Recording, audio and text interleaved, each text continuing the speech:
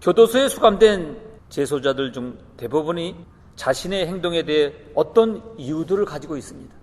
그 이유들은 거의 대부분이 외부의 요인에 대한 것들입니다. 세상이 점점 이기주의화될수록 이런 형상은 더욱 심해질 것입니다. 오늘 본문은 이 같은 일반적인 사람들과는 달리 아무런 꺼리낌 없이 악한 일을 행하는 사람의 특징에 대해 언급하고 있습니다. 오래전에 흥행했던 도망자란 드라마를 여러분 기억하실 것입니다. 드라마의 줄거리는 이렇습니다. 시카고의 저 유명한 외과 의사 리처드 킴블은 시카고 근교에서 아내와 남부럽지 않는 아름다운 생활을 합니다. 그러던 어느 날 귀가한 그는 집안에서 괴한과 마주쳐 격투를 벌입니다. 괴한은 도망했지만 아내는 이미 그의 손에 죽은 애였습니다. 그러나 그는 아내의 죽음을 슬퍼함 틈도 없이 졸지에 아내의 살인범으로 몰리게 됩니다. 아무도 그의 말을 들어주지 않습니다. 그는 결국 살인범의 누명을 쓰고 사형 선고를 받게 됩니다. 그런데 재판이 끝나고 그와 다른 죄수들을 태운 버스가 교도소를 향하던 중 몇몇 죄수가 탈출을 시도하는 바람에 버스가 그만 전복이 되어서 마침 지나가던 열차와 충돌하는 틈을 타 극적으로 탈출을 하게 됩니다. 연방경찰 샘 제라드는 끝까지 킴벌을 추격하고 킴벌은 도망을 하면서 진범을 찾아 헤매기 시작합니다. 그 후 피를 말리는 쫓고 쫓기는 과정이 전개됩니다.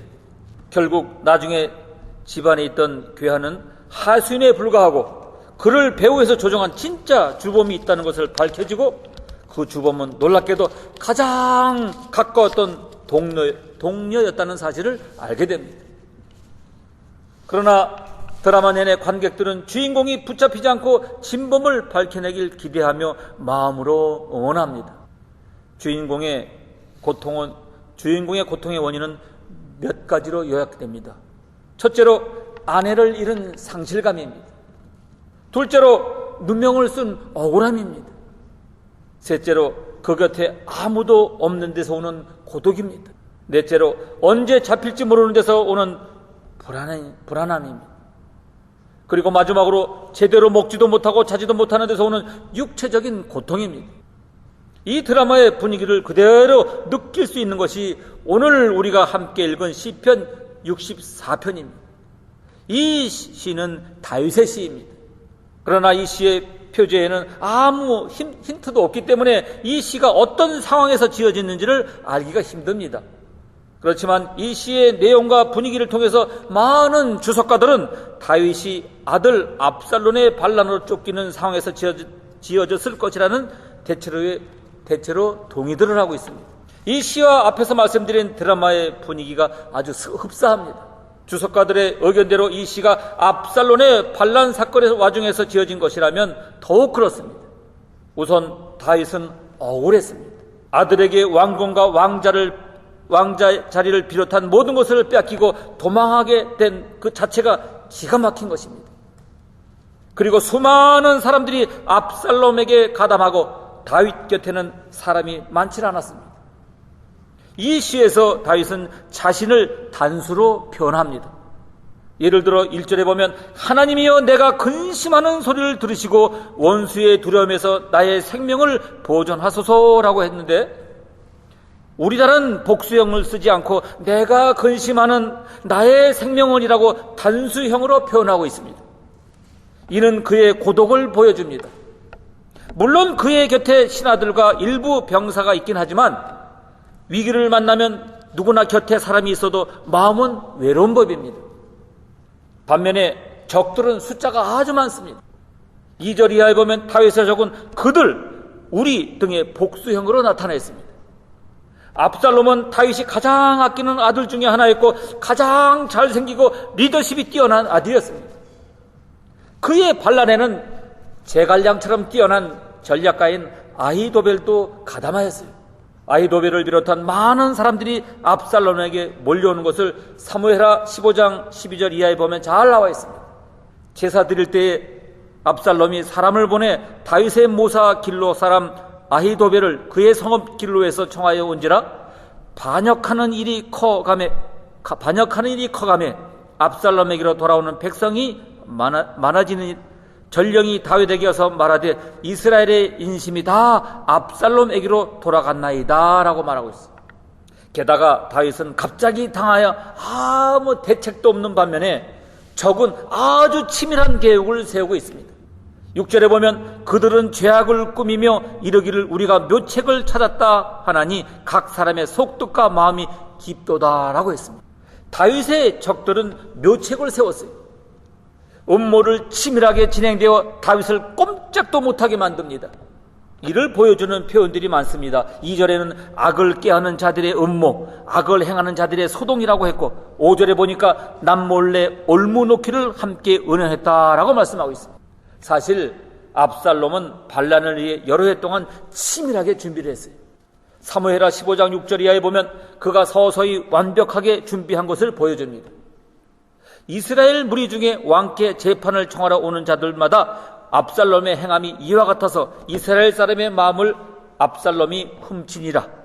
4년 만에 압살롬이 왕께 아뢰되 내가 여호와께 서원한 것이 있사오니 청컨대 내가 헤브론에 가서 그 서원을 이루게 하소서.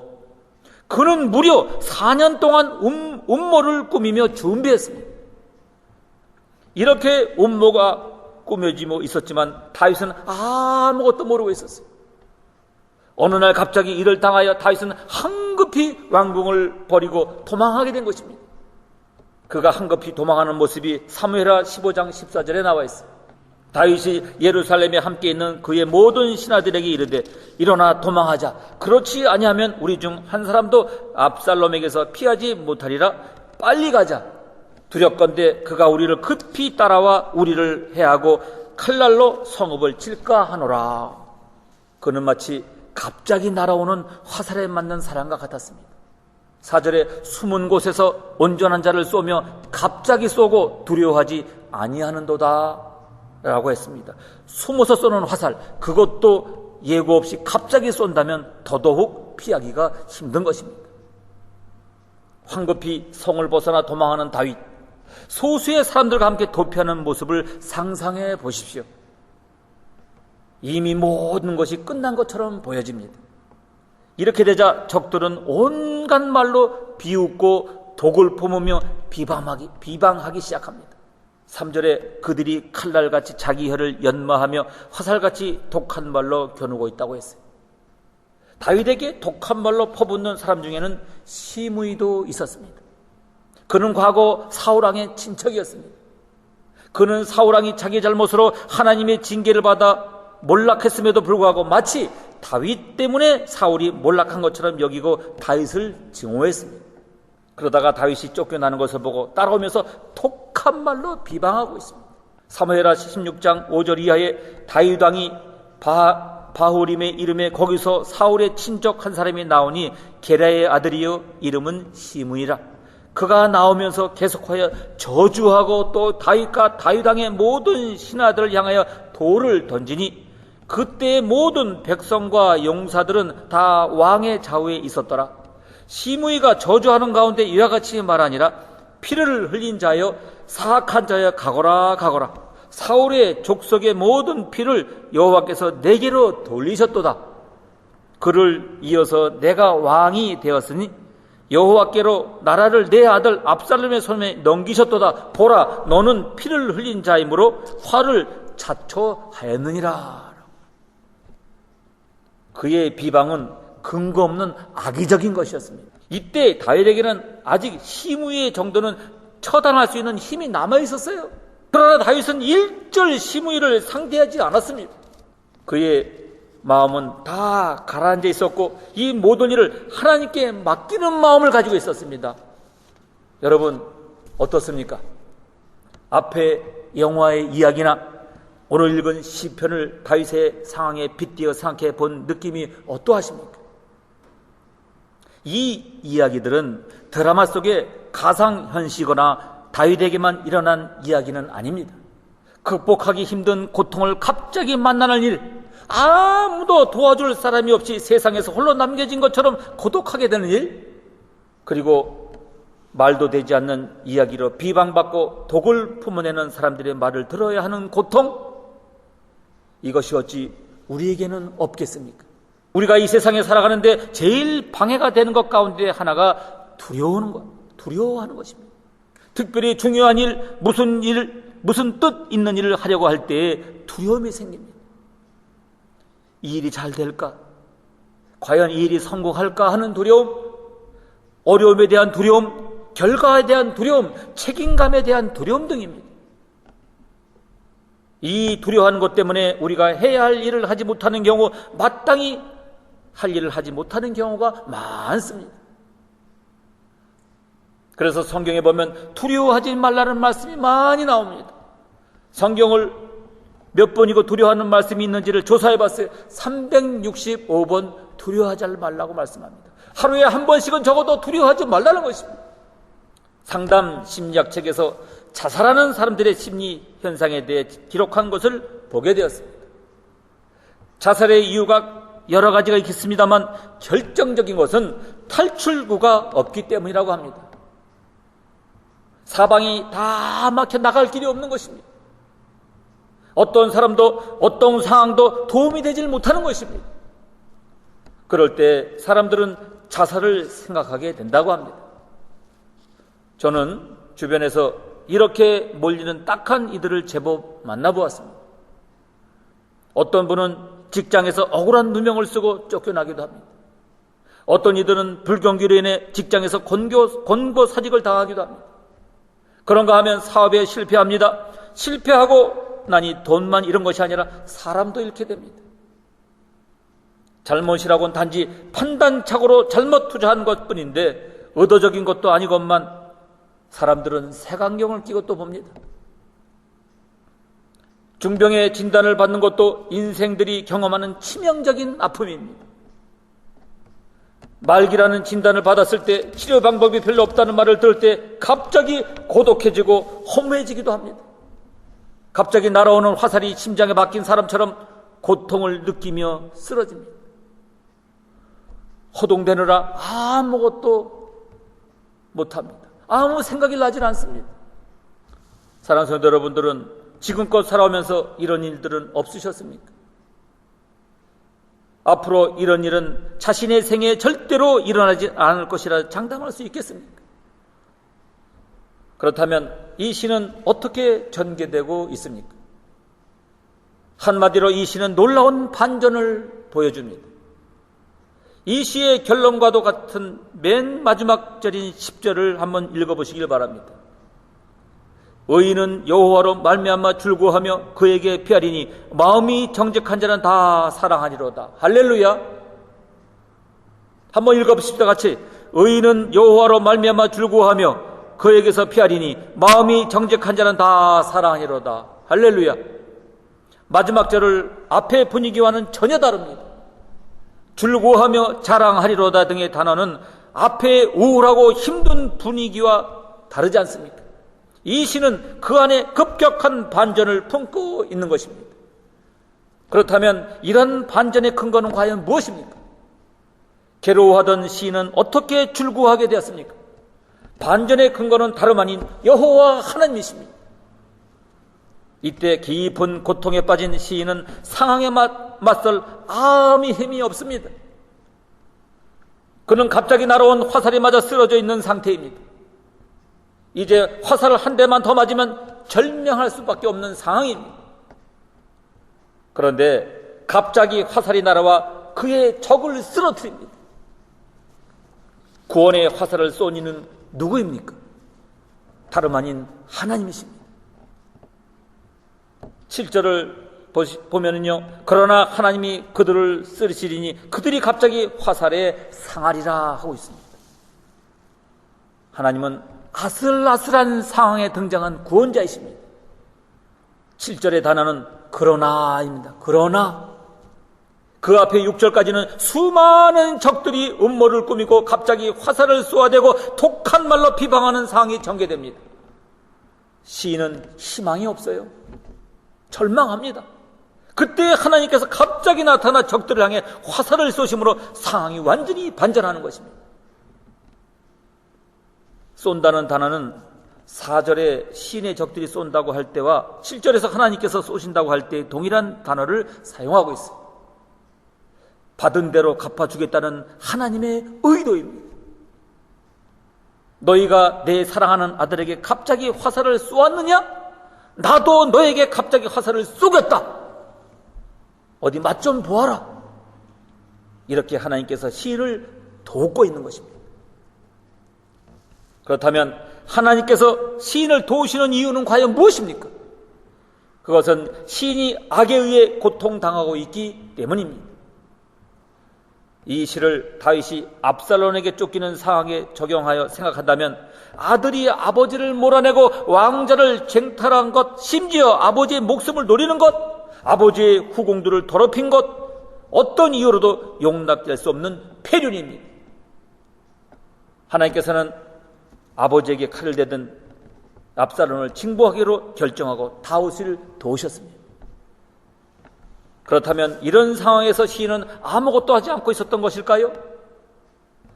화살에 맞은 채로 쓰러진 채로 죽기만 기다리고 있었을까요? 그렇지 않습니다. 그는 절망의 와중에도 꿈틀거리고 있었습니다. 1절을 보세요. 하나님이여 내가 근심하는 소리를 들으시고 원수의 두려움에서 나의 생명을 보존하소서. 그는 근심하였습니다. 그러나 그는 단지 근심만 하고 있었던 것이 아닙니다. 여기 근심이란 단어에는 절망의 잿빛만 있는 게 아니라 희망의 푸른빛도 함께하고 있습니다. 근심이라고 번역된 히브리의 원어는 시하흐입니다. 시하흐. 그런데 이 시하흐는 근심 불평등으로 번역되기도 하지만 그 아래는 전혀 다른 뜻도 들어있습니다. 그 단어는 놀랍게도 묵상기도로 번역되어 있습니다. 시인은 단지 근심만 하는 것이 아니라 근심을 디디고 기도합니다. 부르짖습니다. 시인은 근심만 하지 않습니다. 그는 근심을 기도, 간청, 호소로 승화시켰습니다. 근심이 깊어질 때 기도도 깊어진 것입니다. 나를 둘러싼 환경이 그를 칭칭 감아 깊은 물속으로 끌어내릴 때 그의 영혼은 하나님께로 더 높이 날아 올랐습니다. 그의 기도는 2절에서도 이어집니다. 주는 악을 꾀하는 자들의 음모에서 나를 숨기시고 악을 행하는 자들의 소동에서 나를 감추어 주소서. 아멘. 하나님께서는 시인의 기도를 들으시고 그를 구원하셨습니다. 시인의 적들을 향하여 화살을 쏘셨고 그들을 쓰러뜨리셨어요. 다윗의 경우는 어떻습니까? 하나님께서는 압살롬의 음모에서 다윗을 보호했습니다. 다윗이 황급히 왕궁을 빠져나간 날 아히도벨은 즉시 다윗을 추격할 것을 주장했습니다. 만약 압살롬이 아히도벨의 말대로 했다면 다윗은 붙들렸을 것입니다. 그러나 압살롬은 잘 준비해서 천천히 추격해도 늦지 않다고 말하는 후세의 뜻을 따름으로써 다윗에게 전열을 준비할 틈을 만들어줬던 것입니다. 이는 하나님께서 악한 자들의 음모에서 다윗을 건지신 것입니다. 그 후 다윗은 전열을 정비하고 반란군들을 물리치게 된 것입니다.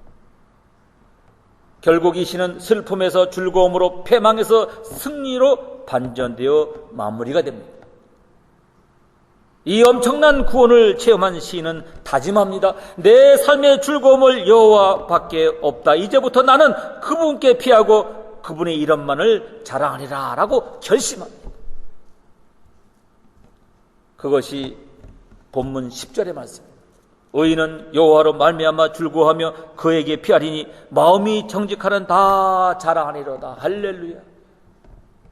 여기서 자랑하리로다라는 단어에는 할랄이란 원형이 포함되어 있습니다. 이는 하나님을 찬양하는 것을 말합니다. 마음이 정직한 사람은 환난 중에서도 하나님을 찬양합니다. 그는 하나님께서 구원해 주실 것을 믿음으로 바라봅니다. 여러분, 하나님께서는 지금도 우리의 구원자이십니다. 예수 그리스도 안에서 하나님을 바라보시기를 바랍니다. 믿음으로 기도하십시오. 이 시인처럼 구원받게 되길 원합니다. 누가 진정한 신앙일까요? 유대인 탈무드에 이런 이야기가 있습니다. 한 랍비는 종종 인근 마을로부터 초청받아 설교를 하거나 기도하러 가곤 합니다. 그는 그때마다 단골 마차를 이용했어요. 어느 날 그는 마부와 함께 여관에 묵게 되었습니다.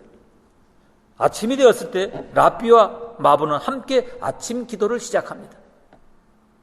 마부는 숙련된 속도로 15분 만에 기도를 잘 마쳤어요. 그러나 랍비는 1시간이 지나도 제대로 기도를 끝내지 못하고 있었어요. 랍비가 마부에게 어떻게 그렇게 기도를 잘 마무리했냐고 물었습니다. 그때 마부가 대답했어요. 예, 랍비님, 기도 외에도 많은 책을 읽으셔야 하고 탈무드에도 공부하셔야 하죠. 그러나 저는 지금까지 급할 때든지 힘이 들 때든지 오직 기도에만 집중했습니다. 그래서 저는 탈무드나 많은 책을 잘 알지는 못하지만 기도하는 데에는 랍비님보다는 더 숙련되어 있습니다 라고 말했다고 합니다. 여러분, 수많은 신앙 서적들을 읽는 것도 중요하고 신앙에 필요한 상식을 많이 갖는 것도 매우 중요합니다. 그러나 정말로 중요한 것은 기도에 익숙한 성도가 되는 것입니다. 하나님을 믿고 의지하는데 숙련되어야 될 줄로 압니다. 기도에 익숙한 성도가 되기를 바랍니다. 믿음으로 기도하는 일에 숙련된 성도가 되기를 바랍니다. 근심 중에도 기도하십시오. 두려워하지 마십시오. 하나님을 믿음으로 바라보시길 바랍니다. 여호와 하나님을 온전히 신뢰하시는 여러분 모두가 되시기를 주님의 이름으로 축복합니다.